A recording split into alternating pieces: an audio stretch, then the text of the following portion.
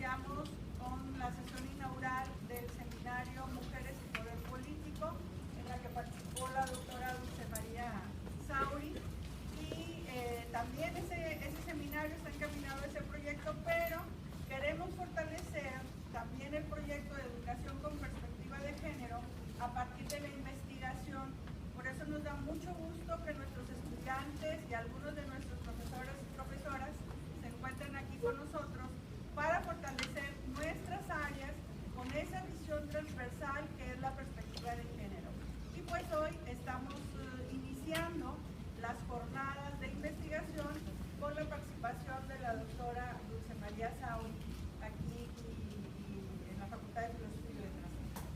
Qué bueno que nos acompaña. Muchas gracias, doctora, por aceptar participar con nosotros en ambos proyectos para fortalecer nuestro proyecto de facultad. Y qué bueno que están ustedes aquí con nosotros y siéntanse con la confianza de preguntarle a la doctora lo que consideren conveniente y vayan pensando también en posibles proyectos de investigación que ustedes puedan realizar en sus áreas de conocimiento, en sus carreras, aplicando esta perspectiva. Sería muy enriquecedor para todas, para todos, para nuestros proyectos, para nuestras investigaciones y para la comunidad en general. Así que muchísimas gracias de nuevo, gracias Lince por participar y organizar estas jornadas. Gracias doctora por estar aquí y también a ustedes. Muchas gracias.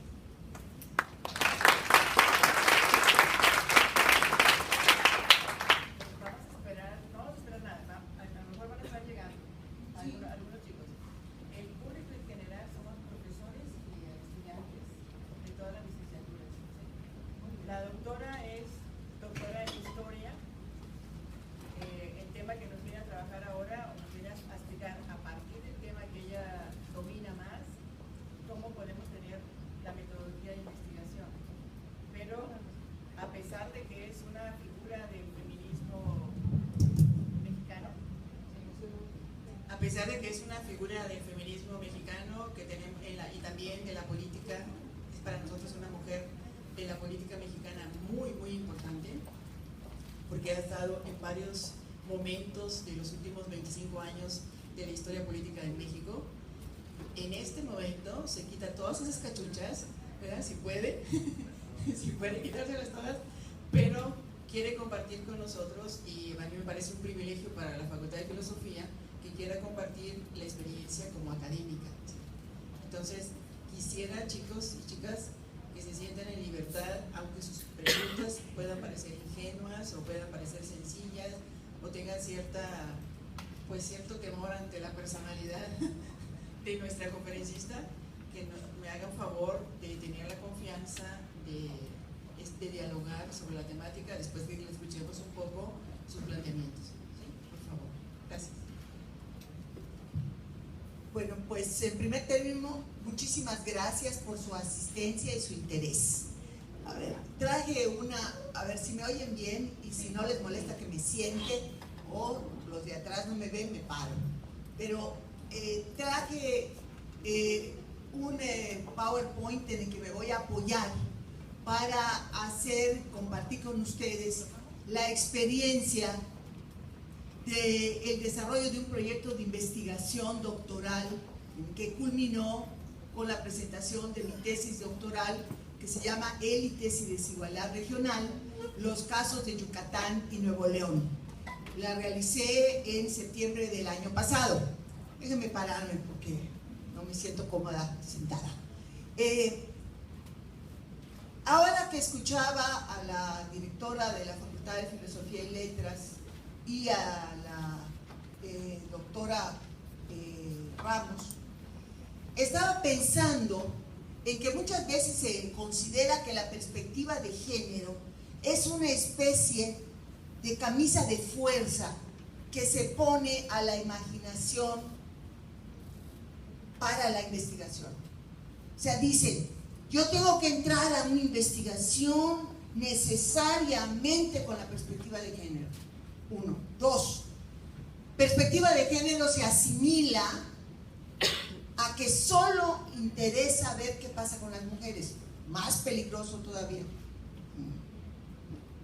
3. otro peligro.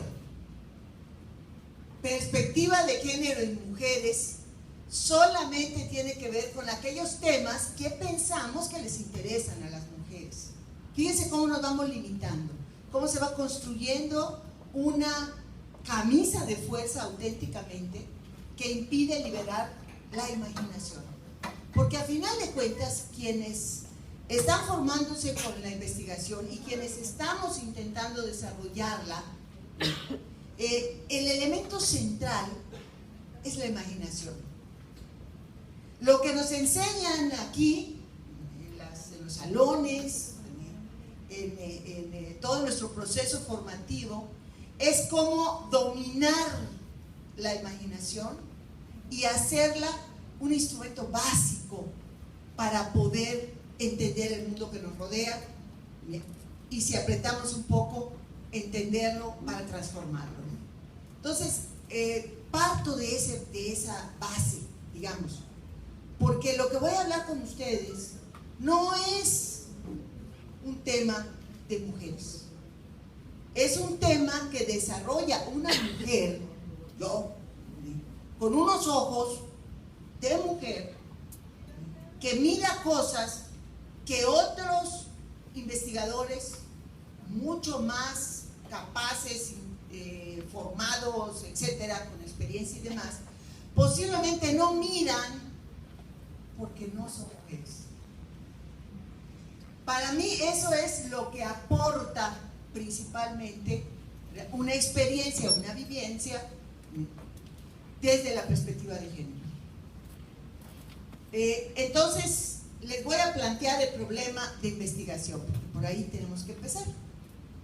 Aquí les traje dos fotografías que no se ven muy bien, pero la fotografía del lado de mi derecha es una fotografía del Paseo de Montejo, que es la avenida emblemática de Mérida. Dice que es la única avenida del país que lleva el nombre del conquistador, y que al inicio de la avenida hay un monumento dedicado a Francisco de Montejo padre y el adelantado e hijo, que fue el que realizó la conquista, y al final el monumento a la patria, que es una escultura en piedra donde narra la historia de México desde la perspectiva de la década de los 50, que es una perspectiva nacionalista e indigenista. O sea, estas son las contradicciones de la sociedad yucateca que luego vamos a abordar.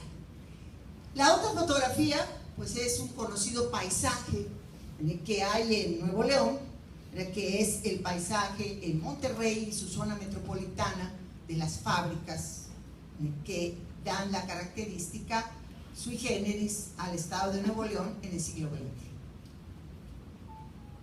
A ver, aquí traje la ubicación geográfica. A veces pensamos que ubicar geográficamente las cosas es innecesario porque todas y todos sabemos dónde estamos y dónde hablando. Dos cosas hay en déficit cuando hacemos un planteamiento de un tema de investigación. Uno, el espacio geográfico, y dos, la población. Hagan de cuenta que planteamos un tema y de pronto no decimos ni de cuántas personas estamos hablando y dónde viven esas personas. Como esta pretensión es de comparar dos espacios en un sentido amplio, no solo territorial y geográfico, decidí traer este mapita. Fíjense, aquí está la península de Yucatán, que fue un todo hasta la formación del estado de Campeche a mediados del siglo XIX y la formación del territorio de Quintana Roo en 1902, que en 1974 se constituyó en Estado de la República. Y Nuevo León, que es una entidad, diríamos, mediterránea, es decir, no tiene salida al mar.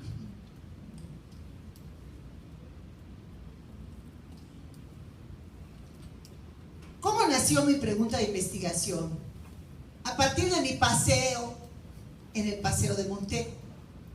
Porque yo veía, si ustedes visitaron alguna vez Mérida o piensan visitarla, unas casonas así afrancesadas, enormes, preciosas, Y luego tuve oportunidad, por una serie de circunstancias personales, de conocer Nuevo León y particularmente Monterrey de la década de 1970.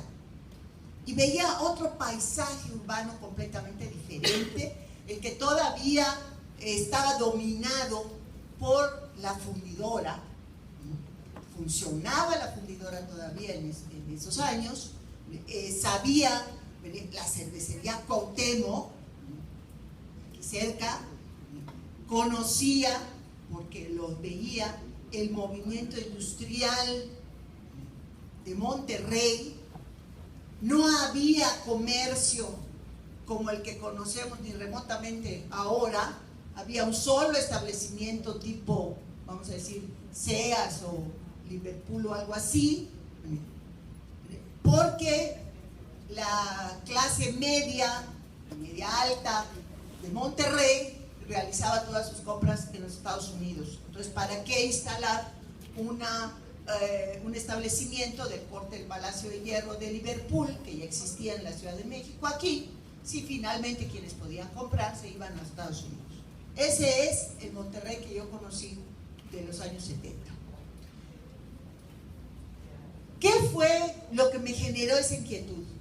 Dije, a ver, si en Yucatán y en Nuevo León a fines del siglo XIX, principios del siglo XX, había riqueza, eran los dos estados de la República que tenían los mejores índices de desarrollo, mucho más Yucatán, estaba arriba. Estoy hablando de desarrollo económico, la cuestión social ya la vamos a abordar.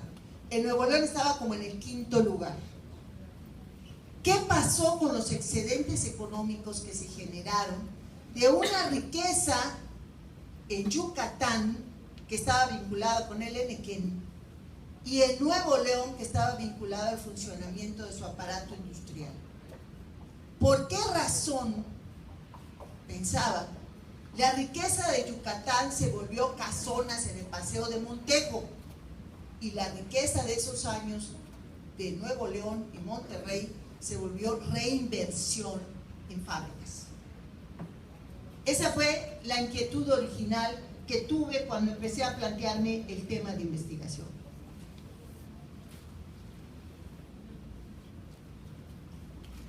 Soy socióloga de licenciatura y las y los sociólogos tenemos, pues yo no sé si es un defecto o una virtud, pero somos así como generalistas. A nosotros no nos gustan los pedacitos, nos gusta el conjunto, ver los procesos históricos, sociales de largo plazo. Otras disciplinas de las ciencias sociales son muy marcadas para concentrarse en un periodo histórico, en un tema específico, en un espacio geográfico concreto. Pero todos mis vicios y virtudes de mi formación sociológica lo reflejé cuando planteé el tema de investigación. Dije, muy bien, voy a hacer una comparación de Yucatán y Nuevo León para entender por qué razón se volvió el excedente casonas en Yucatán y fábricas en Nuevo León. Así lo dije.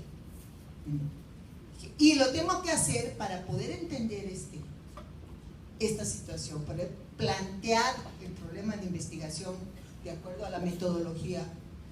Tengo que plantearme cómo se construyeron los valores sociales que hicieron posible esta situación. Y además tengo que plantearme que los procesos históricos son como una especie de hilo conductor en que no son solo las rupturas lo que importa, sino también la detección de las continuidades. Entonces decidí empezar desde la colonia. Obviamente, cuando hice el planteamiento y la defensa en el primer coloquio del proyecto de investigación, hubo una serie de cuestionamientos muy válidos por parte de los responsables de nuestra formación allá en el CIESAS. Y ahorita les voy a decir en qué consistieron. El otro aspecto, aparte de largo plazo, es la visión desde la cual iba a abordar el problema. Habría muchas maneras de hacerlo, pero yo decidí hacerlo, que es al mismo tiempo una hipótesis, de que el desarrollo regional está impactado por la forma de relación entre las élites regionales y el Estado en sus diferentes formas. Ustedes saben que no podemos hablar en la colonia del Estado como actual, o sea, eso sería auténticamente una, ¿cómo se llama? No, acronía, bueno, es un concepto que está extraído fuera del tiempo, pero sí podemos hablar de la corona española, la relación de las élites con la corona española, las élites de las dos regiones, ¿verdad? Y luego, en la época independiente, de las relaciones de las élites regionales con el Estado en formación, Estado independiente, luego Estado de la Revolución. Entonces empecé mi aventura que iba de la conformación de las regiones como espacios coloniales hasta 1971. ¿Por qué 71? Porque fue el año de la caída de Eduardo Elizondo, aquí, gobernador de Nuevo León. Y en el caso de Yucatán, de 1967, porque fue la primera ocasión en que Acción Nacional ganó la presidencia municipal de Mérida. Ustedes me dirán, pues esto qué tiene que ver con un estudio de élites regionales. Ya les voy a explicar. Bueno, aquí están los tres ámbitos que necesitaba yo desarrollar para emprender el análisis. Uno, la historia regional. ¿Qué es la historia regional? ¿Para qué sirve? Pero sobre todo porque quería construir un concepto que tuviera categoría explicativa, y es el concepto de región histórica. O sea, parto de la hipótesis de que Yucatán y Nuevo León se conformaron como regiones históricas, y al ser regiones históricas son regiones que exigen un comportamiento de su élite distinta a que si no lo fuera. Esa es mi hipótesis, que le devuelvo. Élites, pues es también entendible que necesitaba hacer un debate sobre investigaciones y el concepto de élites que iba yo a aplicar, y la historia empresarial y de las empresas, sobre todo considerando que esta tiene un impacto en las últimas décadas del siglo XIX y el siglo XX. Aquí les dejo esto, que fue una gran discusión que tuve que defender cuando presenté el proyecto. Tiene que ver con el método comparativo. Le voy a dejar a la maestra Lídice el power para que quien le interese abundar sobre esto lo vea. Mark Bloch, Icteda Scorpol y Margaret Somers, porque finalmente, ¿qué es comparar? Comparar es elegir dos o más fenómenos con analogías entre sí, establecer sus curvas evolutivas y confrontar sus similitudes y sus diferencias. Eso, en líneas muy generales, es la comparación. Una condición básica para la comparación es que tenga ciertas similitudes, pero también que tenga diferencias. O sea, no puedes comparar cosas que son completamente diferentes en su cualidad, pero tampoco puedes comparar cosas que son idénticas, no tiene sentido. Entonces, la comparación entendida como ciertas similitudes y ciertas diferencias se vuelve fundamental. Y la otra es el análisis macrocausal, que es por la vía de la semejanza, que viene de Tedas Corpus. Ahora, ¿ustedes creen que se puede comparar Yucatán y Nuevo León? A ver, una hipótesis. No me voy a molestar si me dicen que no. No saben qué fue lo que me dijeron la primera vez que lo planteé. Les voy a decir que la primera respuesta que recibí fue que no era posible comparar a una entidad como Nuevo León, con su desarrollo industrial, con su alto nivel socioeconómico, con una entidad rezagada, marginada, que forma parte de la tabla media para abajo del desarrollo de México, y que además una está en el norte de México y la otra está en el sureste. Y la primera cuestión que me dije, bueno, eso quiere decir que si naces en Yucatán, naces en Chiapas o naces en Campeche, ya está, listo, liquidado, ya perteneces a la región de su desarrollo ineludible, la geografía te condenó. Y si naces en Chihuahua, Tamaulipas o naces en Nuevo León, te salvaste. Y a mí me parece que esa es una respuesta insuficiente. O sea, es imposible de procesar científicamente y aceptar acríticamente que la geografía determina nuestro destino. Dije, pues por ahí no. Pero además había otro elemento. ¿Recuerdan lo que les dije de las casonas y las fábricas? Hubo un momento en que hubo una intersección histórica entre Yucatán y Nuevo León. Un momento de semejanzas, de intersección y luego de diferencias, que era lo que quería yo captar del proceso histórico. ¿Y por qué digo que las fábricas de Nuevo León y el enequén de Yucatán son comparables? ¿Alguno de ustedes conoce una planta de enequén?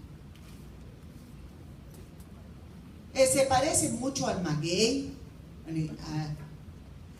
Es una planta cuyas hojas son unas pencas largas que terminan en punta, producen fibras. Una fibra, que ¿para qué se usa esa fibra? Para hacer sogas, para hacer sacos. Ustedes me dirán qué pretensión de comparar a la fundidora y al acero con las sogas. Esa fue la primera cuestión que me dijo una maestra investigadora que iba a ser la lectora de mi proyecto, y me dijo, a ver, calmada, ¿cómo pretendes hacer eso? Tuve que emplearme a fondo y desarrollar la argumentación. La fibra de enequén sirve para hacer sogas, sí. ¿Ustedes han oído hablar alguna vez de las máquinas segadoras de la McCormick? Miren, ahí es donde vemos, por ejemplo, la utilidad que tienen determinadas investigaciones históricas que aparentemente están muy lejos de nosotros. Bueno, y las máquinas que ciegan el trigo en el campo, cortan el maíz o demás, ¿qué tienen que ver?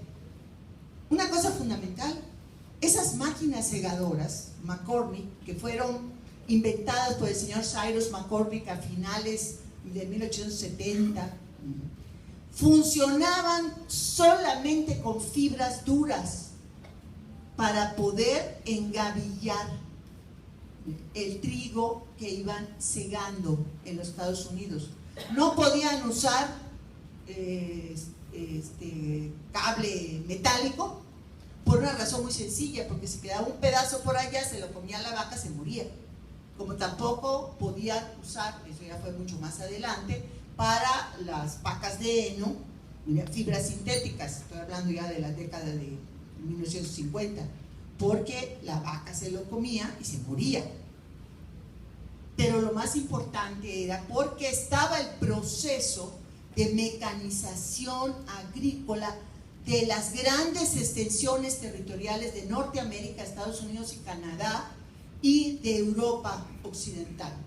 Y la fibra que hacía posible que funcionara esa maquinaria se producía solamente en México, en el caso del enequén, Yucatán, el abacá o Manila de Filipinas, el cáñamo, que había algunas regiones de Rusia, y eventualmente unas pequeñas cantidades en la India. Pero el mercado más cercano de fibra que tenían Estados Unidos era el mercado de Yucatán. No me voy a ir en términos de cómo se construyó un cultivo de traspatio, que era el henequén, como una explotación agroindustrial que es muy interesante, porque tuvo que resolver una serie de problemas técnicos y de organización social, pero solamente decirles que a finales del siglo XIX, el henequén, la fibra de henequén significaba ingresos para el país y particularmente para los hacendados henequeneros de grandes volúmenes de capital. Y en el caso de, bueno, ya les dije una situación que nos hace posible comparar. Geográficamente son regiones, fíjense, la mayor parte de las similitudes se dan en la época colonial y tienen que ver, uno, ni en el Nuevo Reino de León ni en Yucatán, península, había lo que venían buscando los españoles, que era plata, oro, ni tenía tampoco espacios territoriales amplios como para cultivar trigo.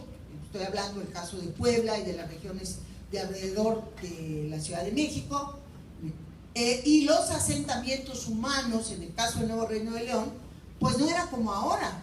Ustedes saben que formaba parte de una frontera norte que se extendía pues hasta límites indeterminados, cientos de kilómetros hacia el norte. Estamos hablando de San Antonio Béjar, que formaba parte de la provincia más lejana de la capital colonial, virreinal, y estamos hablando de la península de Yucatán. Entonces, a las autoridades coloniales no les interesaba mucho las dos regiones. ¿Cuál era el papel de las dos regiones para la colonia?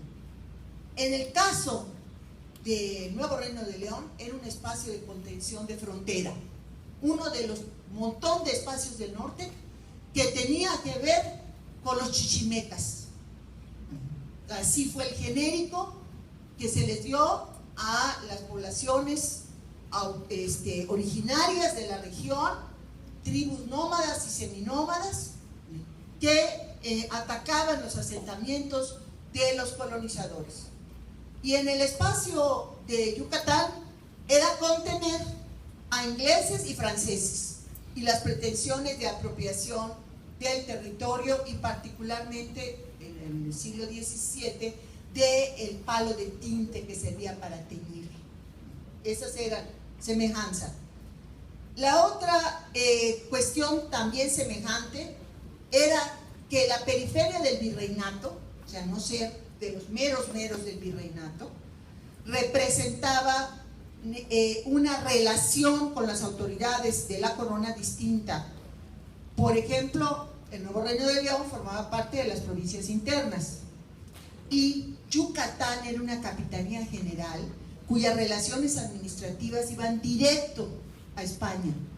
Solamente tenía relación con la audiencia, las autoridades de la audiencia, es decir, vamos a decir, el Poder Judicial, de alguna manera, del virreinato. O sea, los yucatecos desde la colonia estábamos acostumbrados a tratar con España. Y eso le da ciertas características a la élite de Yucatán, muy importantes. Luego, la cuestión cultural. A ver. ¿Qué pasa con la cuestión cultural?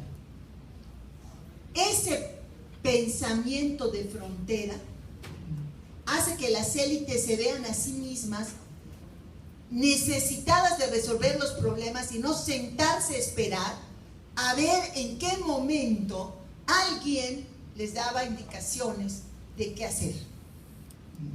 Y esto también tenía sus ventajas. No les importaba mucho a las autoridades coloniales que llegaran en los barcos literatura, por ejemplo, sobre todo en el siglo XVIII, que se consideraba altamente subversiva y prohibida si ésta pretendía llegar a Guanajuato o a Zacatecas. Entonces las élites de Yucatán leían cosas, tenían acceso a libros y literatura y planteamientos de los enciclopedistas, etcétera. No digo que no les importara, pero mucho menos. Y algo semejante sucedía en el Nuevo Reino de León. Ser periferia también tenía en ese sentido sus ventajas. Y luego otra semejanza es económica. Eran regiones pobres y necesitaban lo que ahora llamaríamos subsidios, que se llamaban situados. Se les tenía que mandar dinero a las autoridades para que pudieran mantenerse acá, para que pudieran defenderse, porque lo que generaba la provincia no era suficiente para sostenerse. O sea, tenían esa dependencia las dos. Y las dos empiezan a conformarse como regiones históricas. A ver, piensen ustedes que una región histórica tiene 3 elementos constitutivos.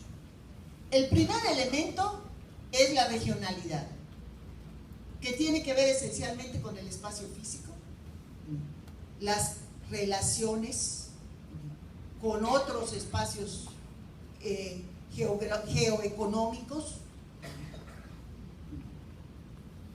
y la segunda es el regionalismo. Yo soy de Yucatán y esto me hace y me da un sentido de identidad. Podríamos casi decir que en todo el país hay regionalismo. Yo soy de Querétaro, yo soy de Zacatecas, etcétera, ¿no? Pero el tercer elemento es lo que lo hace distinto. ¿Y qué es? Que no solamente haya regionalidad y regionalismo, sino que terceros lo reconozcan como tal. Si ustedes hablan de Yucatán, enseguida me van a decir, madre chica, hay fuera un reconocimiento a una identidad regional distinta a la mía. Si hablamos en Yucatán de los regios, ¿qué dicen aparte del cabrito? Sí, que dicen, no, allá mira, bien duros con la lana. O sea, parte, dice que ya no, pero bueno, parte de los estereotipos que se construyen en torno a reconocer una identidad diferente a la propia. No todas las regiones son regiones históricas, porque el proceso para hacer una región histórica se construye a lo largo de años, y tampoco una región histórica lo es de una vez y para siempre. Puede serlo en un espacio temporal y dejar de serlo después. Entonces, para poderlo capturar, tuve que construir este concepto en función de planteamientos y lecturas de investigadores que han ahondado sobre el tema, ¿no? Pero a mí me interesaba construir el concepto para aplicarlo, para tratar de entender esto. Las diferencias, la más importante de todas estas que les enlisto, para mí es la demográfica. Estamos hablando de que cuando se inició la colonización en la península de Yucatán, había una población originaria, la población maya, muy importante para los parámetros de la época. Estamos hablando de que era una población que se calculaba cerca de casi 1 millón de personas. Ustedes conocen, y si no lo hacen, les sugiero que lo lean porque es importantísimo el tema demográfico para entender lo que pasó después. Que hubo en el encuentro biológico entre los colonizadores españoles y la población originaria, una serie de plagas y de epidemias que diezmaron sensiblemente a la población originaria. Esto, combinado con la superexplotación de la fuerza de trabajo que se dio al iniciar, especialmente en el caso del Caribe, prácticamente arrasaron con las poblaciones originarias.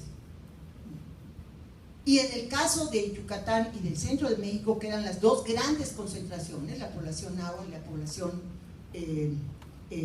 maya, fue una mengua considerable. Pero como dice el refrán, más tiene el rico cuando empobrece que el pobre cuando enriquece. El nuevo reino de León era, en ese sentido, pues un espacio con muy poca población seminómada, con asentamientos coloniales muy precarios, pues no en balde Monterrey 3 veces fue fundada, y la consolidación de esos espacios coloniales llevó pues prácticamente todo el siglo XVII, y todavía en el XVIII la cosa no andaba así muy firme. Y esta diferencia demográfica también marca una diferencia de comportamiento entre unos y otros. Si les daba el rey una encomienda a los encomenderos yucatecos, los encomenderos yucatecos solo veían las poblaciones que habían sido reducidas de los mayas, que los habían juntado, y les decían: aquí están tus almas que vas a cuidar. Si en el nuevo reino de León les decían a un encomendero: tienes encomendadas 30 almas, que por cierto ahí empezamos a ver las distinciones entre las almas femeninas y las almas masculinas. Bueno, ¿qué tenía que hacer el encomendero? Salir con su caballo a cazarlos. O sea, estoy hablando de cazarlos con Z, y buscarlos reducir y mantener para que pudiera tener a sus almas encomendadas. Y saben que las almas, pues no, aquello no era solamente cuestión religiosa, sino económica fundamentalmente. Entonces, ahí vemos como la población y una institución que aparentemente es igual en la colonia, especialmente en la época de los Habsburgos, entre la Capitanía General de Yucatán y el Nuevo Reino de León, hace diferente a su élite. La élite de Yucatán, colonial, se construye el valor del prestigio que significaba ser encomendero. Es más, en la élite de Yucatán colonial, los comerciantes estaban abajo de los encomenderos. Es más, un comerciante que llegaba de España, su máxima aspiración era casarse con la hija de un encomendero.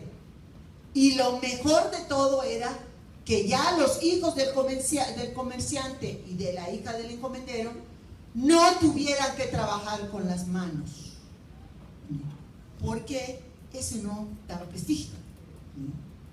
Fíjense, esto que aparentemente aparece en la colonia, y dice uno, bueno, pues ¿qué tiene que ver? Asocia el trabajo al desprestigio social.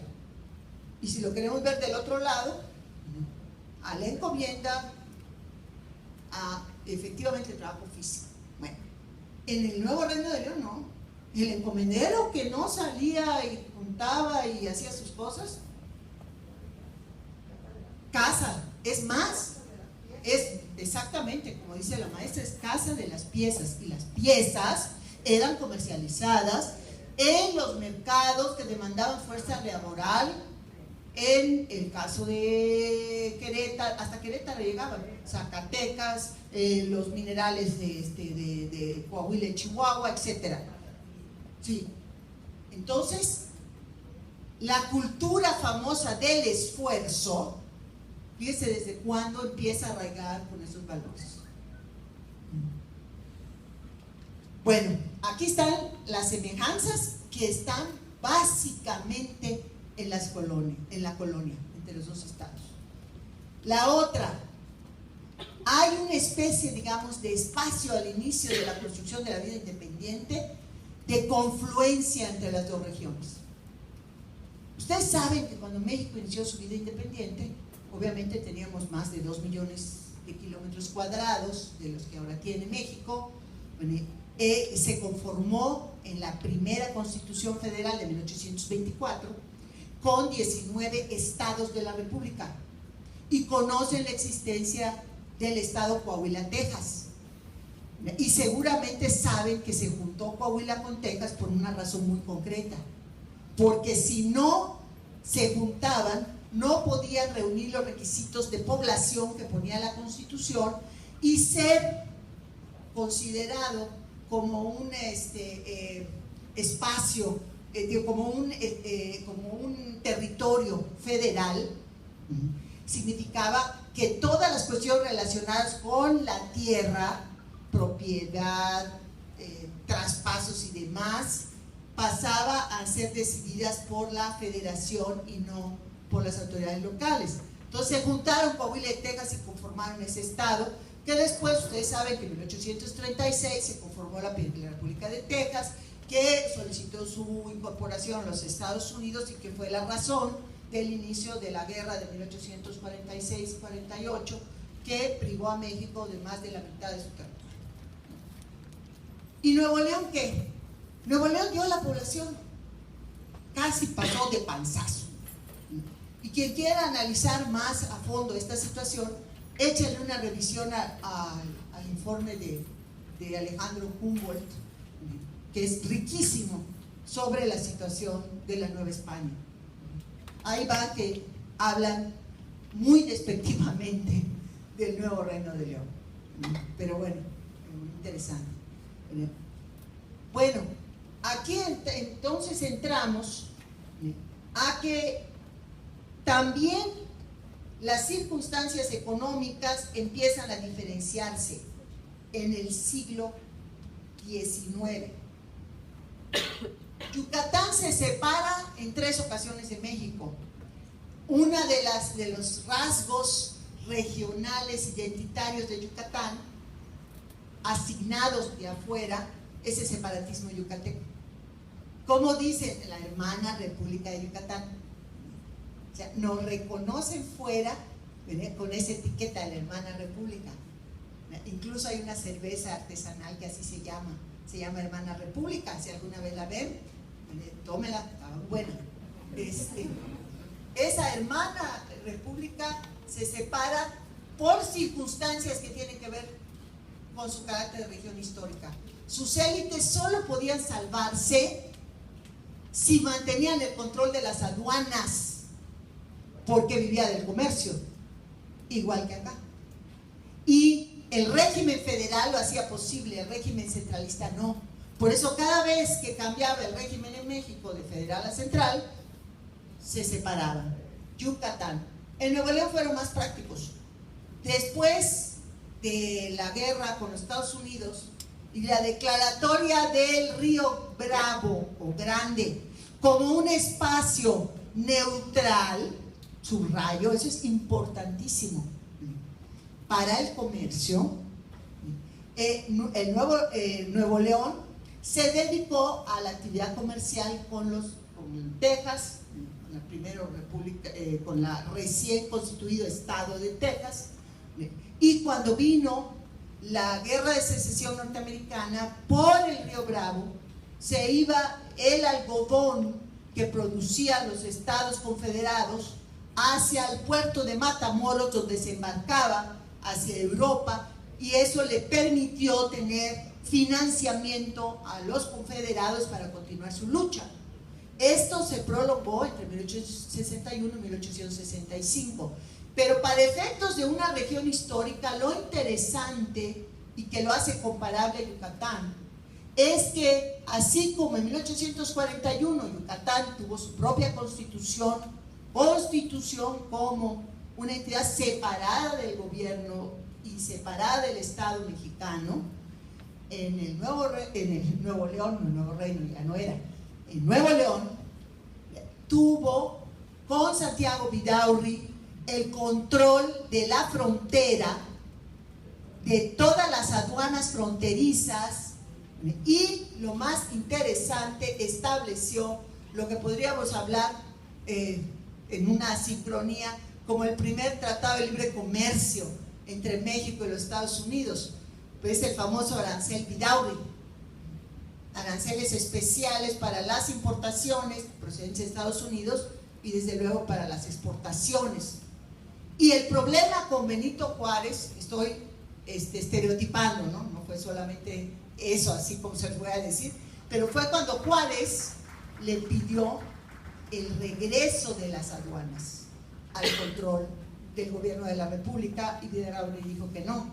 Ustedes saben que Santiago Vidaurri fue ministro de Hacienda del Imperio Maximiliano, y saben también que a la caída del Imperio, Santiago Vidaurri fue fusilado por la espalda por ser considerado traidor.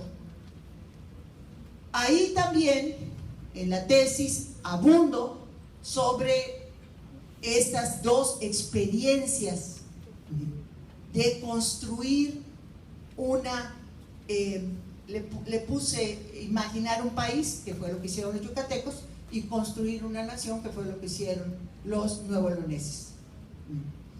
Bueno, pero en el siglo XX, el Enequén y lo que significó en términos de organización económica y social, y las fábricas, por cierto, no hay arancel que por bien no venga.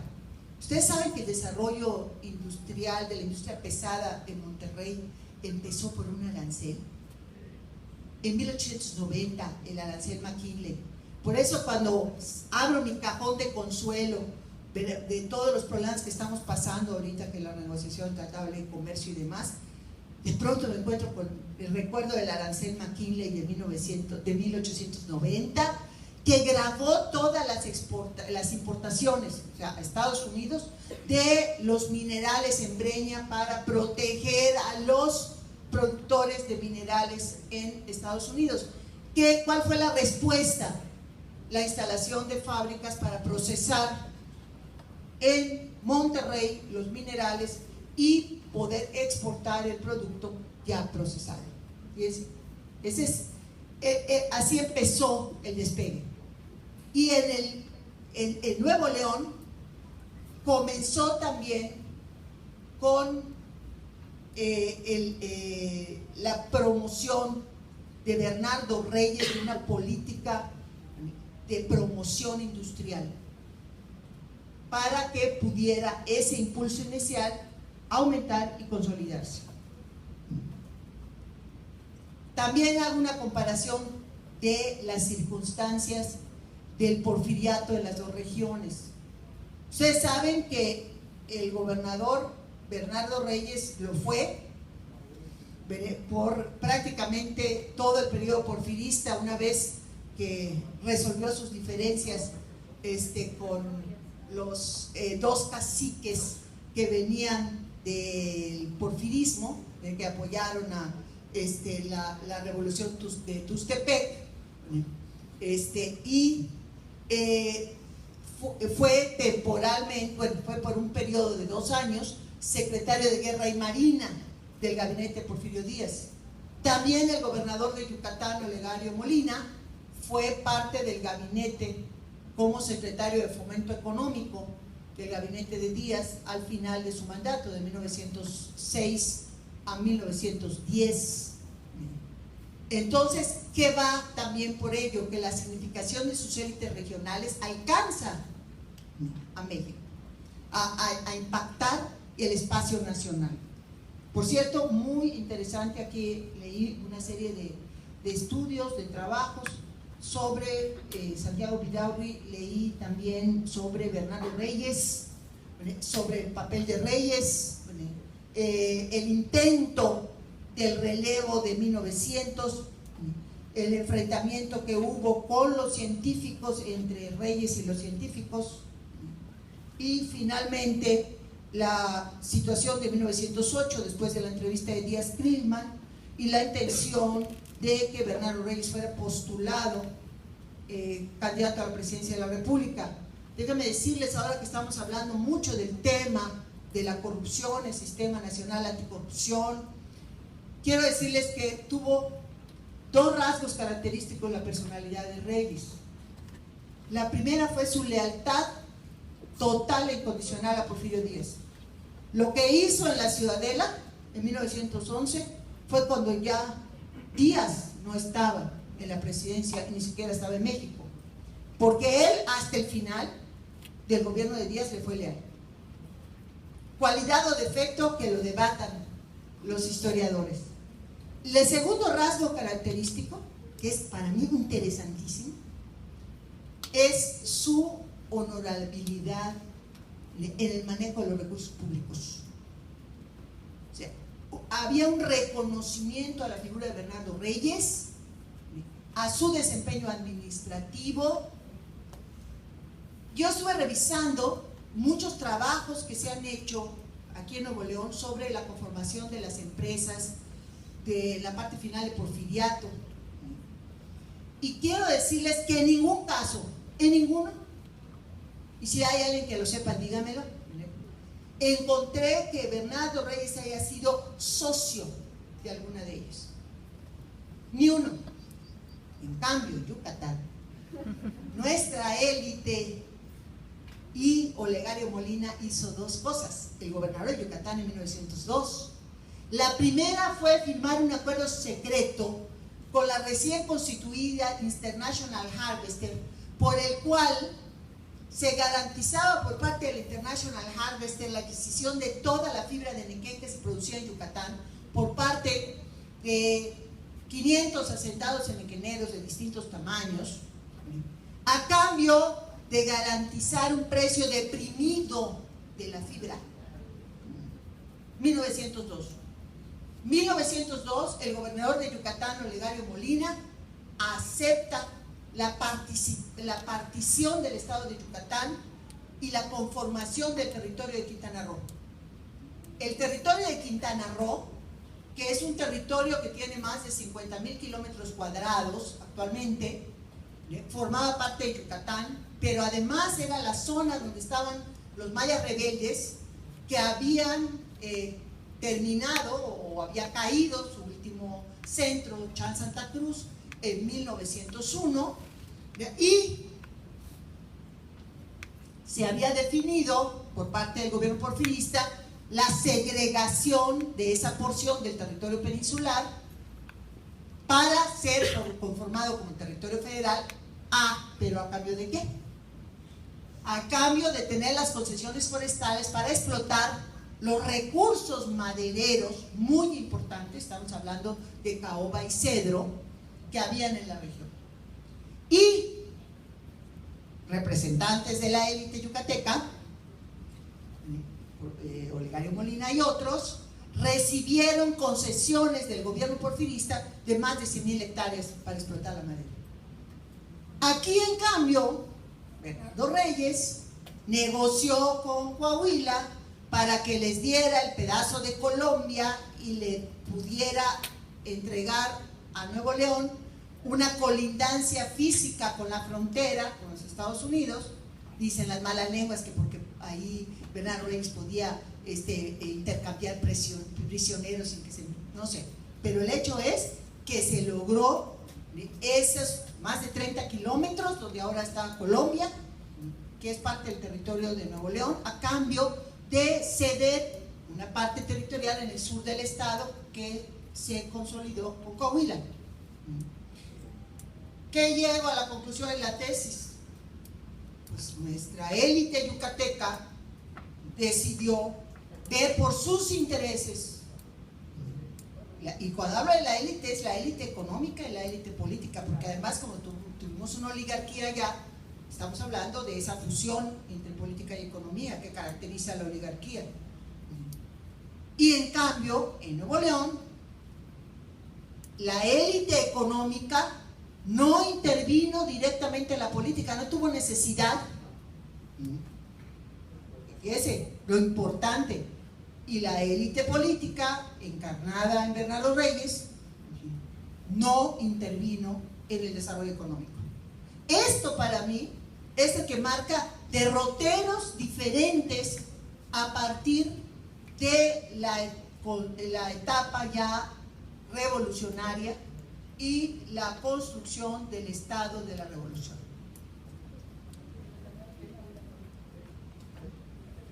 Miren, no, me voy rapidito porque ya ahorita nada más esto.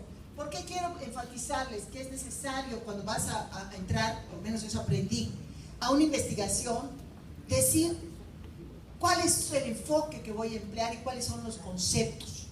No puedes aventarte una investigación nada más diciendo, pues a ver qué sale. se vale si es exploratoria, ¿verdad? Y se vale decir, bueno, si voy a explorar bajo estos criterios, no como chivita en cristalería lanzarme y ver qué me salía. Entonces dije, primero, voy a abundar sobre el concepto de path dependence o dependencia de la trayectoria, entendido como este concepto quiere decir que cuando se crean condiciones, por eso está relacionado con el neoinstitucionalismo histórico, la fuerza de las instituciones como modos de hacer las cosas. Hay, vamos a decir, una inercia de la cual es muy difícil desviarse. No estoy hablando de determinismo, porque eso también hago todo un debate conmigo misma sobre los límites del determinismo, porque los dos riesgos de estos conceptos es el voluntarismo a ultranza, se pasa porque yo quiero que pase, cosa que no te permite tampoco reconocer el proceso, pero tampoco el determinismo. Esto iba a pasar porque iba a pasar. Entonces, la construcción de estos conceptos a partir del neoinstitucionalismo histórico me permitió generar el de institución articuladora, que es la institución en la que confluyen los intereses y propósitos de la élite regional y del Estado, y procesos articuladores, que son las formas y procedimientos de interacción entre el Estado y las élites regionales a través de las políticas públicas. Esos dos conceptos me sirvieron. Bueno, déjame decirles que acá tenía otro problema. ¿Cómo construir un relato? Aquí hay especialistas y se están formando en toda la parte de perspectiva literaria. Finalmente, ¿qué es el relato histórico? Es un relato. Es un relato que no está de ninguna manera reñido ni con la presentación interesante, no tiene que ser aburrido, no tenemos, no sé, pero tiene que tener un elemento que lo diferencie de la literatura.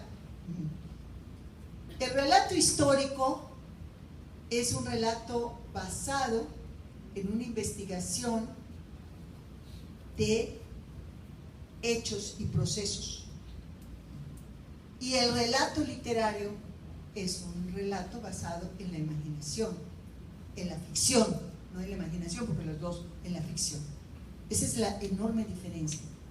Entonces, el problema de construir el relato, una vez que tienes la investigación del relato histórico, es cómo le haces para resolver esa aparente contradicción entre ese cuerpo de investigación que aparece como árido, aparece como, vamos a decir, aburrido, que a veces hasta una misma está leyendo y dices, ay, ya, qué aburrimiento. Y al mismo tiempo darle la dinámica y la disciplina de la investigación. O sea, yo no podía lanzarme a hablar de todo esto que les acabo de contar de los malvados de la élite de Yucatán, ¿verdad? Y los generosos y anticorruptos de la élite gobernante de Nuevo León, ¿verdad? Sin que tuviera mis elementos, pero tengo la licencia, ¿verdad?, literaria para darle una forma, podemos decir, atractiva, pero solo eso. Si no tuviera documentos para acreditarlo, yo no podría decir esas cosas. Entonces, decidí hacer algo que hagan de cuenta que es como una especie de rompecabezas y modelo para armar. Armé mi tesis con 6 capítulos y 15 ensayos que tienen ese hilo conductor que les relaté. 15 ensayos que, si ustedes quieren leer solo lo que tiene que ver con Nuevo León, lo pueden hacer perfectamente, no tienen que leer nada de Yucatán. Si quieren al revés, leer solo de Yucatán, igual. Me voy rápidamente sobre qué tienen, a ver si se los puedo interesar. La primera parte es la que les decía yo, que son los caminos paralelos.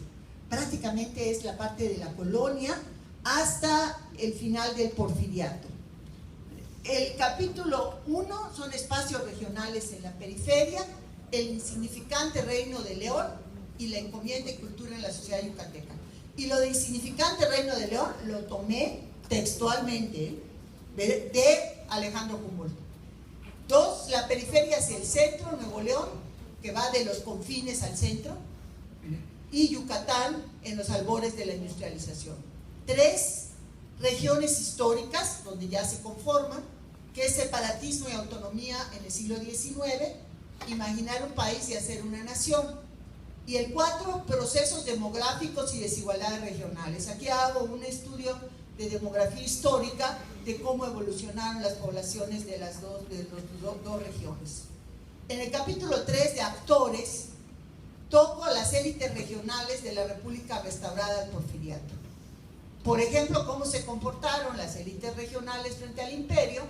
Déjenme decirles que las élites de Yucatán tuvieron una relación muy estrecha con el imperio de Maximiliano, en función de un proyecto imperial que traían de conformar un imperio que fuera de México hasta prácticamente el sur de Sudamérica, el norte de Sudamérica, que hay elementos históricos, archivos que acreditan esto que estamos hablando, y el centro de ese nuevo imperio iba a ser Yucatán.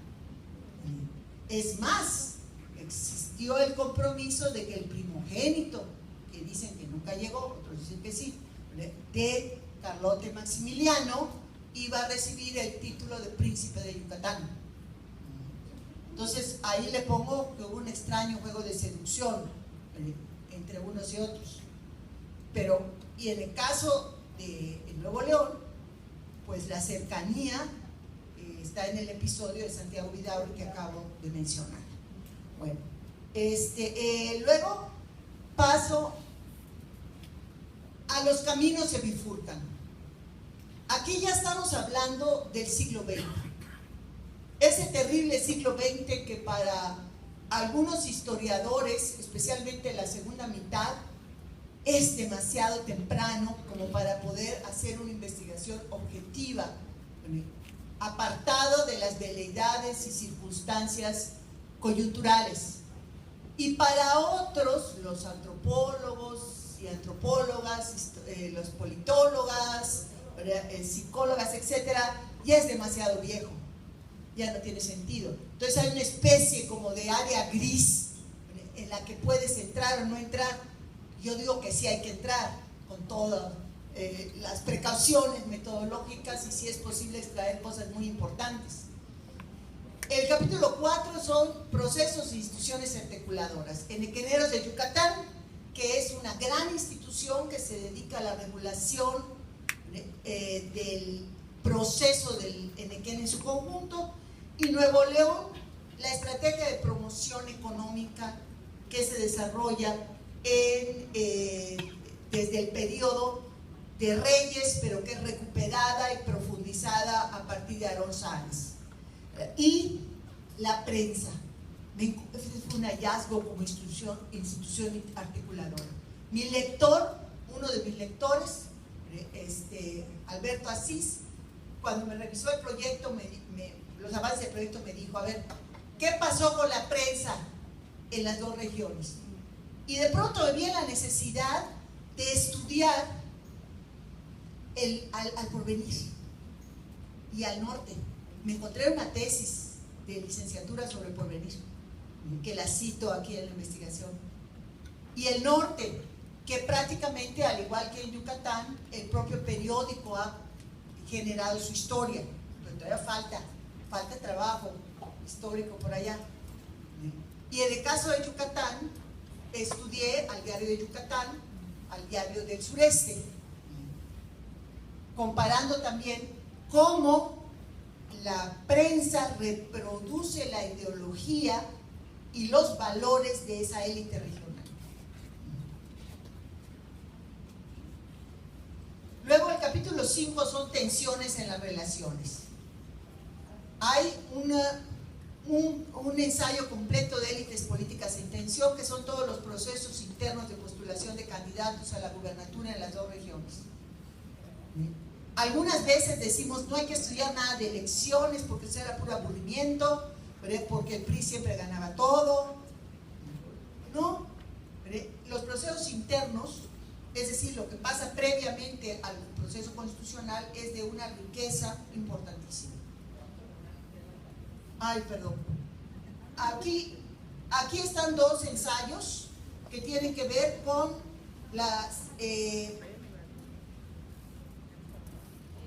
el caso del segundo gasoducto y el caso también de la requisa de cristalería.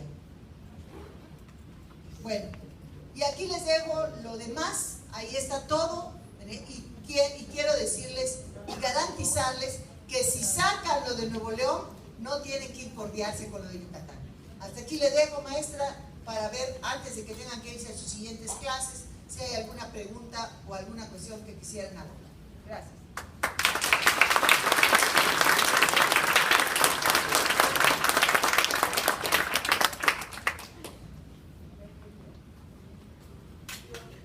Quiero preguntarle algo, doctora. ¿Su tesis está publicada? No, está solamente en PDF. Está solamente en PDF. La verdad es que para nuestros estudiantes de historia, o de sociología y cualquiera otro, sería muy útil, porque como aquí hay un amplio trabajo de historia regional, entonces les serviría mucho pues contrastar o en todo caso sacar quizá ahí algunas otras líneas de investigación y demás, ¿verdad? Porque incluso pues todo eso que usted ha mencionado de una o de otra manera ha sido abordado por las tesis de licenciatura y algunas tesis de maestría. Entonces sería fundamental. Quiero felicitarla, me parece que es un gran trabajo, ¿verdad? A mí me encantaría poder leerlo. Si luego pudiéramos conseguirlo para tenerlo en biblioteca o algo, sería excelente. Y por otro lado, solo quiero hacer un señalamiento sobre lo que usted decía. Yo también estoy de acuerdo en que la geografía no determina, no obstante, influye, e influye mucho. ¿Sí? Entonces, estamos hablando, sí, de zonas climáticas, geográficas diferentes, muy, muy diferentes, y que de alguna manera también influyen, porque eso lo dicen los psicólogos, los sociólogos, los historiadores, en la configuración del carácter de las personas, ¿verdad? Y un poco la vinculación con la historia primera de la conquista y demás también tiene, creo, una relación importantísima, ¿verdad? Y más directa hacia Yucatán, menos, usted misma lo señaló, y nuestros jóvenes lo saben, con digamos, la fundación diferida de Monterrey, ¿no? Hasta una última fundación, etcétera, porque lo que sé es que hay pocos años de diferencia, digamos, no muchos, sí hay, ¿verdad?, entre la fundación de Monterrey y la fundación de Yucatán propiamente dicha, aunque originalmente sea una región histórica, ¿verdad?, conocida, con una historia ancestral mucho más amplia que la de acá del norte, por todo lo que usted señaló, ¿verdad? Pero me parece muy, muy importante lo que usted destaca. Muchas gracias. Pero a mí me encanta más que, perdón que me haya parado, pero ibas dando ya como todos los elementos, cómo es que se hace la pregunta, cómo está la pasión de la imaginación, esas herramientas metodológicas son importantísimas. Y lo que más me encanta es eso que digas, porque yo también sentía, cuando leí algunos de tus trabajos, cómo podías haberle dedicado 100 páginas a la relación de la élite con la Universidad de Nueva York. A mí eso me debe encantar, pero quiero hacerte una pregunta que tiene que ver con esto. Tú me dijiste, la perspectiva de género, en este caso, que tú vienes a presentarnos es, yo soy investigadora, a mí como mujer me interesaban ciertas cosas. En ningún momento te interesó ver cómo manejaban esas élites la relación con sus esposas. Tiene toda la razón, claro que me interesaron cosas. Miren, por ejemplo, pero en una tesis finalmente tienes que optar. Por ejemplo, cuando las capitulaciones en el Nuevo Reino de León, entre Luis de Carvajal y el rey Felipe II, le autorizó el rey Felipe II a traer 100 hombres, 30 hombres de armas y 70 campesinos. Quiero decirles, hombres de familia. Hombres de familia. ¿Qué quiere decir hombres de familia? Pues que venían las esposas y eventualmente hasta los hijos, pero no vinieron. Y no vinieron, entre otras cosas, dicen los historiadores especializados en el tema, que porque don Luis de Carvajal decidió vender los boletos para venir al Nuevo Mundo a todos aquellos que no reunían el requisito de cristianos viejos que demandaba la corona, es decir, que tenían, vamos a decir, trayectoria familiar judaizante, que estaba prohibido. Dicen incluso que la mayoría que se tiraron frente a Veracruz, que se tiraron frente a Progreso, a las costas de Yucatán, no sé, pero que llegaron aquí, bueno, a las costas más cercanas al Nuevo Reino de León, unos cuantitos. Ese fue el primer intento. La pregunta que dices, muy bien, si venían hombres de familia, ¿dónde quedaron las mujeres? 2. Mencionaba que en la encomienda yucateca la máxima aspiración de un comerciante peninsular era casarse con una hija de un encomendero.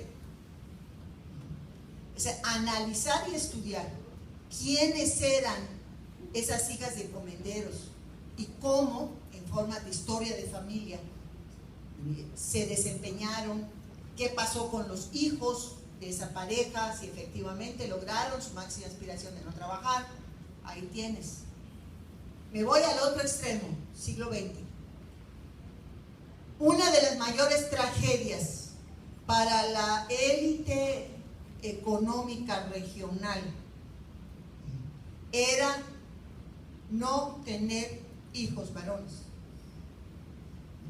porque se quebraba la transmisión de la herencia familiar en términos empresariales. De lo que pude captar, que esas, pues mi radar, vamos a decir, me digo, esto está muy interesante, no lo puedo tocar. En el caso de la familia empresarial dedicada al Diario de Yucatán, la línea es masculina. El único hijo de don Carlos R. Menéndez que no tuvo hijo varón quedó fuera de la administración del periódico. Lo mismo sucede con la cervecería yucateca, es otro caso que también ya estudié. En el caso de Nuevo León, pues hay varios casos que ustedes conocen, todavía actual, ¿no? El más significativo es el de la familia Fernández Garza Lagüera, ¿no? 4 hijas, don Eugenio y un yerno, ¿no? O sea, entonces estamos viendo un ángulo del papel de las mujeres. Otro ángulo que observé, y si tengo oportunidad, lo voy a rascar más en el futuro. Las haciendas enequeneras. De pronto voy encontrando una serie de haciendas enequeneras, estoy hablando de la década de 1920, a nombre de mujeres. Es más, las mujeres incluso ponen recursos ante la Suprema Corte, porque hay una etapa en la década de los 30 de confiscación de maquinaria, de distribución, etcétera, etcétera. Pero ¿quiénes eran las señoras? ¿Cómo? Porque mínimamente en el radar social, yo soy de Mérida, ahí crecí, ahí vivo, pues sabría que doña fulanita era gran hacendada, y mis papas, no está. ¿Cuál era el papel de las mujeres en términos, vamos a decir, de representación jurídica de estos negocios familiares? Esta es solamente alguna de las cuestiones que puede pensar en términos de mujeres. ¿Por qué es posible que yo desarrolle esos, vamos a decir, ciertos instintos? Porque tengo una perspectiva de género en la investigación. Si yo me hubiera definido por hacer una investigación de qué pasó con las mujeres a lo largo de este proceso histórico, posiblemente en términos de documentación que soportara mi investigación, hubiera sido muy poco lo que hubiera podido conseguir. Por eso les decía al principio que la perspectiva de género es una manera de mirar, una manera de entender, unos ojos para ver, pero no es una camisa de fuerza para la investigación. Creo yo que no hay que sentirse obligadas, obligados a decir, como yo voy a aplicar la perspectiva de género, yo solo puedo ver estos temas. No, lo importante es que busques el tema que quieras, el tema que te interese, y vea la perspectiva de género que puedes aplicar para entenderlo. Creo que esa es la cuestión principal.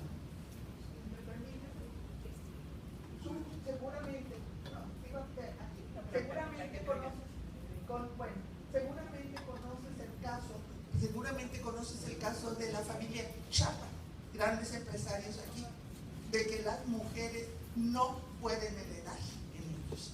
Únicamente los hijos varones son los que heredan allí. Y hablando de las mujeres en la época virreinal aquí, sucede que, por ejemplo, esta Mónica Montemayor, que casó con uno de los nietos de Diego, ella fue la que hizo la fortuna.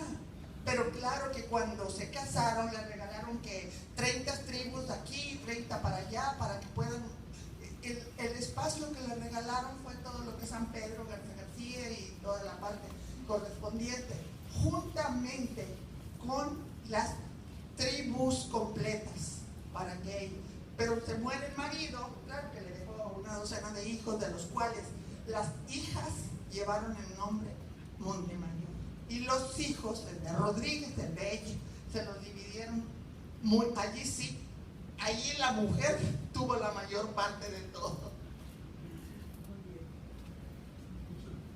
Sí, adelante. Bueno, pues muy interesante. Creo que hay una riqueza sociológica muy especial y de la cual luego no se había trabajado mucho, por lo menos aquí en la región. Y creo que estas comparaciones también abren la posibilidad de una historia pues más viva en esta cuestión de relaciones humanas. Sin embargo, estamos en una sociedad donde son relaciones materiales entre personas y relaciones sociales de cosas, decía Marx en su fetichismo de las mercancías. Y en ese sentido, te digo porque personalmente he trabajado la línea desde el punto de vista de acumulación de capitales, de las dinámicas del mercado que crea estos capitales, de cómo somete a todas estas personas y regiones esta necesidad de valorizar capitales y de cómo entonces podemos ir explicando toda esta conformación de clases poderosas y de clases sometidas o títeres de todo este proceso de valorización, ¿no? Instrumentos del caso de los pueblos indios y toda la conformación que se dio del mercado de fuerza de trabajo y de cómo también no solamente hay una historia de élite, sino una historia también de próceres obreros que hicieron que este país sea México, sobre todo en el siglo XX, y que es una historia desconocida totalmente. Trabajadores de fundidora, ferrocarrileros salidos de Nuevo León, etc. Y yo me he inclinado más por ese lado, y por ese lado precisamente me he enfrentado a los próceres de la historia regional, a las grandes momias y a sus interpretaciones que cada día nos damos cuenta qué tan lejos están de lo que realmente sucedió en la colonia. El caso, por ejemplo, de Carvajal, toda la visión que trae, toda la cultura que trae, toda la ubicación. Por ejemplo, traía 200 hombres armados en la Sierra de Picachos, y por eso Picachos es una zona histórica. Quieren destruir y convertirla en una pedrera de Cemex ahorita. Entonces, bueno, toda esta dinámica para enfrentar las mafias de ahora como Cemex ha obligado a entrar hasta la raíz misma de la historia regional. Y yo creo que en ese sentido sí es por donde todavía estamos bastante secos, a no ser hasta el enfrentamiento político, hasta el enfrentamiento discursivo, hasta el enfrentamiento metodológico, en donde sale toda una serie de nuevas referencias, pero a la luz precisamente de los procesos de valorización de capital. Yo creo que no quisiera pegar con esto hacia una inclinación mecanicista ni hacia una inclinación dogmática, pero sí creo que nuevos procesos muy vivos a la luz de la valorización de capitales se abren, sin negar también esta conexión de corte bastante sociológico, de una sociología del conocimiento casi en algunos momentos veo en tu trabajo, ¿verdad? Cómo pensaban, por qué se movían, por qué hacían las cosas, etc. Y te juro que voy a leer muy tranquilamente esa tesis, porque creo que es un trabajo muy innovador para unir estas dos regiones que te dijeron que no tenían nada que ver, pero a la luz del gran capital tienen mucho que ver. No, a ver, indudablemente, ¿no? O sea, yo solo les diría, sí, perdón. ¿Alguien más quiere preguntar? Sí, como para que guste pareces. Doctora, pues primeramente felicitarla, una exposición magistral, amena, invita a leer esta tesis. Aquí la mayoría son estudiantes y yo creo que también cuando presentamos una inquietud para hacer una investigación nos topamos también con los mismos conflictos con los que usted se topó. A lo mejor no vamos a comparar Nuevo León y Yucatán, ¿verdad? Pero también nos encontramos con resistencias. A veces la creatividad es algo que no se considera con el valor que realmente tiene, porque usted comenzó por ahí. Este es un asunto de creatividad al que le aplicamos teorías y métodos, pero empieza por una inquietud personal.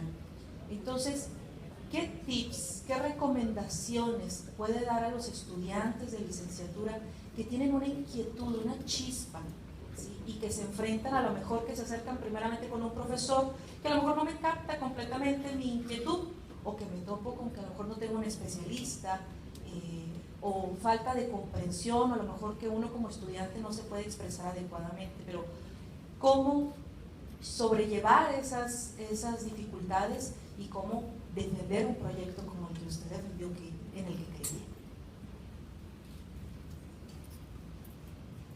Bueno, ¿alguien más?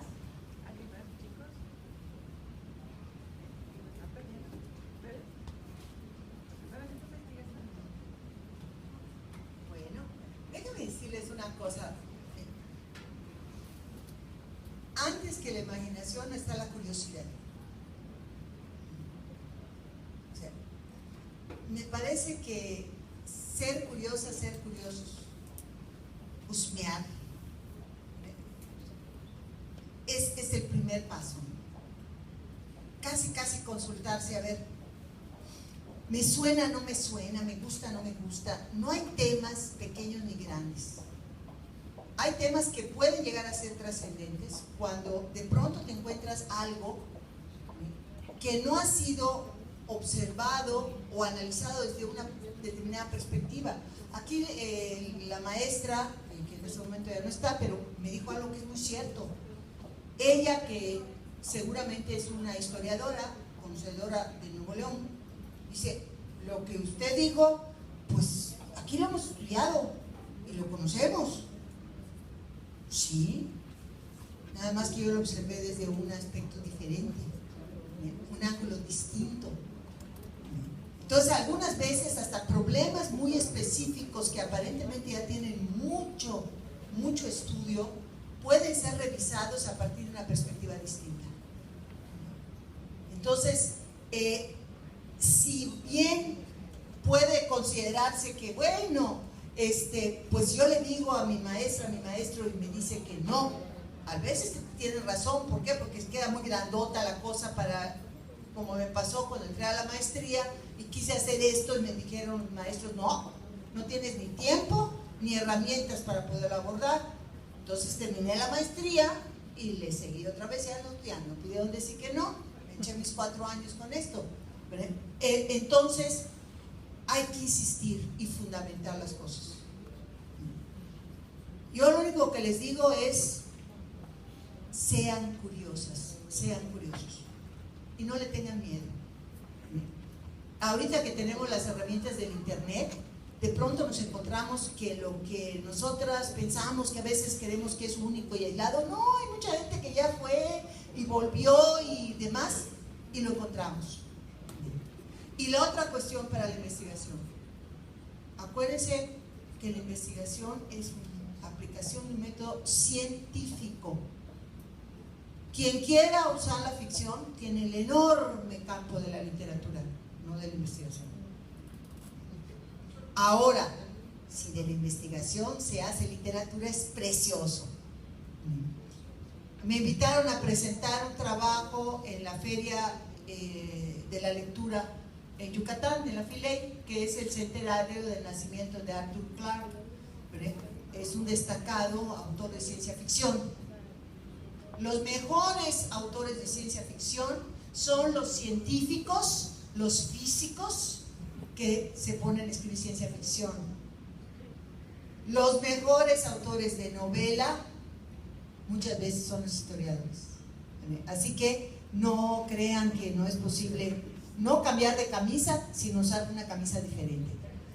Así que, y en relación a lo que señalaba aquí mi amigo Puc,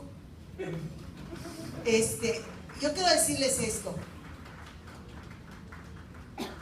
Hay en mi trabajo varias aportaciones que creo que son interesantes y de alguna manera novedosas.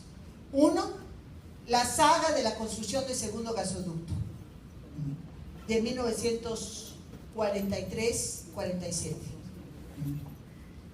Dos, la requisa de cristalería, que si bien es abordada en la biografía que recientemente se presentó sobre Arturo B. de la Garza, tiene un ángulo de aproximación diferente y está en el marco de las luchas obrero-patronales y de uno de los sindicatos más fuertes y más de mayor lucha, como fue el sindicato de cristalería. Y tres, es la renuncia de Eduardo Elizondo, que está vista desde la perspectiva de la relación universidad, Estado y grupos y élite regional. Es un ensayo donde tuve la fortuna de tener acceso a las actas de los consejos de la universidad y recuperar una serie de argumentos y de elementos que se dieron allá para analizarlo desde esa concepción, desde esa óptica de la relación entre estas tres partes y cómo esto que aparentemente es un hecho político de la renuncia de un gobernador tiene un impacto de mediano plazo muy importante en la relación entre la élite regional de Nuevo León y el Estado mexicano. Pues maestra, yo creo que también es una cuestión que ya hemos discutido y yo, pero quiero que se las exprese. La importancia de ver en la visión política a cualquier hecho que a mí me llame la curiosidad. A ver, les voy a nada más para concluir una plática que tuvimos la maestra y yo cuando veníamos para acá. Ella me decía que había varias estudiantes, varias y varios, que estaban muy interesados en desarrollar la concepción de la masculinidad y la feminidad a partir del cuerpo. Entonces, yo le decía, esto con mis lentes históricos, le decía, me parece que sería enormemente interesante y una perspectiva novedosa, porque los estudios del cuerpo, tanto en la parte de estudios culturales de la historia como en otras disciplinas sociales, psicológicas, se están abordando. Pero, ¿qué pasaría si, por ejemplo, hacen un estudio de los cuerpos de las y los políticos de Nuevo León? ¿Qué periodicidad? Yo le pondría la década, finales de la década de 1940. ¿Por qué? Porque es la década donde finalmente se logra el voto para las mujeres en el 53 y que esto representa un espacio de participación femenina del cual se carecía anteriormente. Ya me imaginaba, por ejemplo, revisando las fotografías que son fuentes documentales muy importantes de los gobernadores de Nuevo León.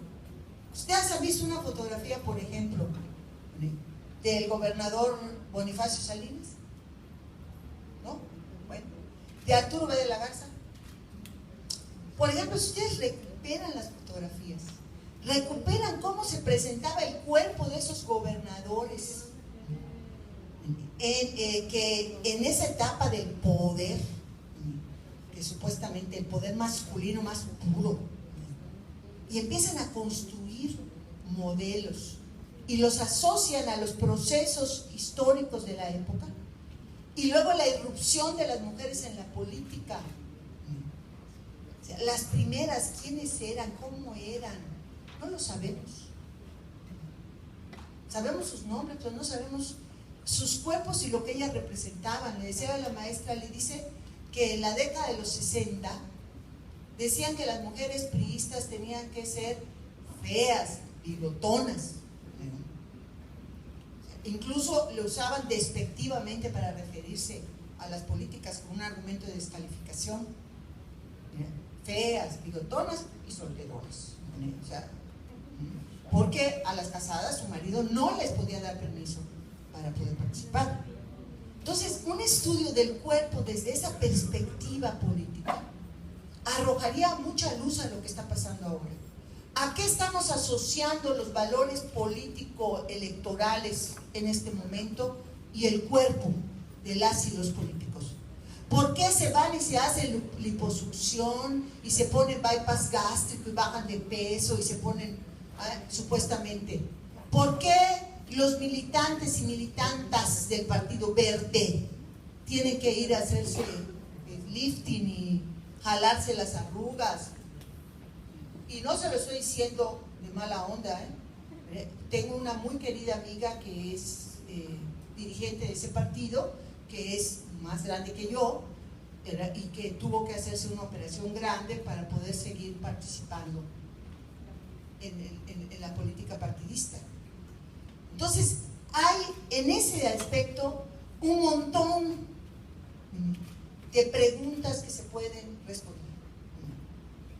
Y como este ejemplo, yo creo que hay otros muchos que se pueden ver desde esa perspectiva política con enfoque de género.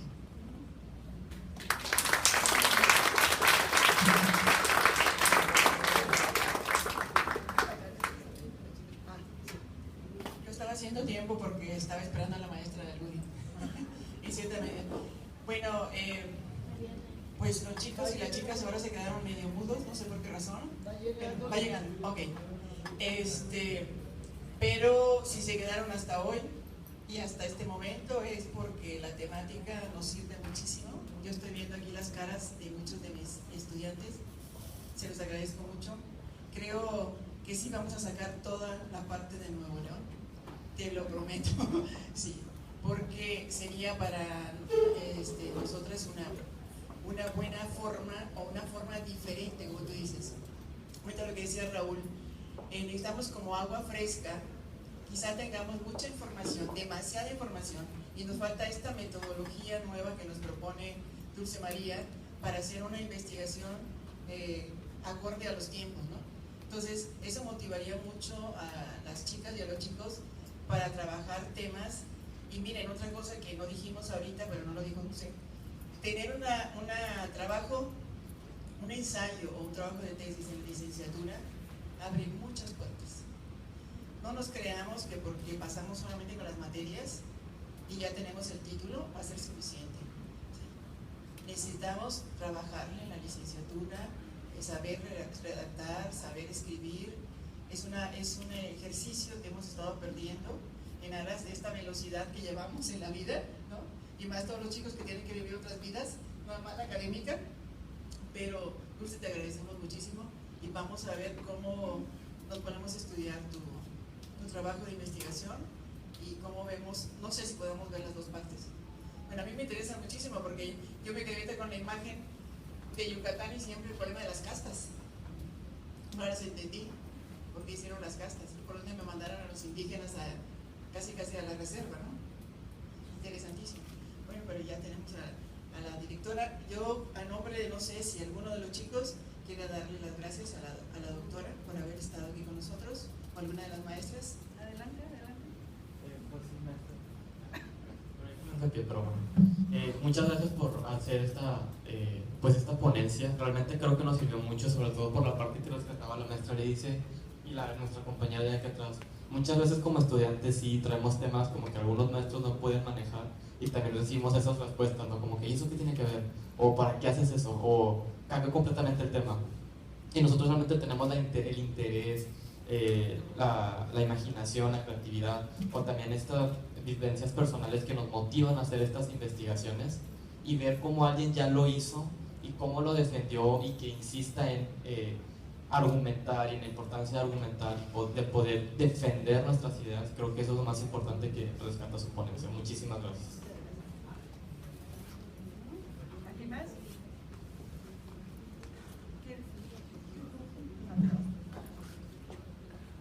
Pues únicamente de nuevo darle las gracias a nuestra historiadora huésped, porque es sumamente interesante. Nunca había pensado en las relaciones de Nuevo León con Yucatán. Soy economista de base y después historiadora, pero sin embargo no había pensado en esa duplicidad que tenemos entre ambos estados ahora. Pero sí hay que investigar mucho más al respecto. Porque, por ejemplo, cuando ustedes en la época virreinal eran sumamente ricos,